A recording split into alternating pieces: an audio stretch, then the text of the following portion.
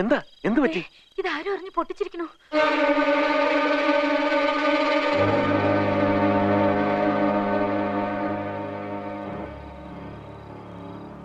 വെറുതെ മനുഷ്യർക്ക് ബുദ്ധിമുട്ടുണ്ടാക്കരുത്. ഇവിടെ ഇപ്പൊ ആരാ മുടി അഴിച്ചിട്ട് നടക്കാനും ഇതൊക്കെ എറിഞ്ഞുടയ്ക്കാനും? ചുമ്മാ ഇല്ലാത്ത കഥകൾ ഉണ്ടാക്കി ഉള്ള ജോലി ഇല്ലാതാക്കാൻ നോക്കണ്ട. പറഞ്ഞേക്കാം. വാ ശ്രീദേവി, ഇങ്ങ പോരെ.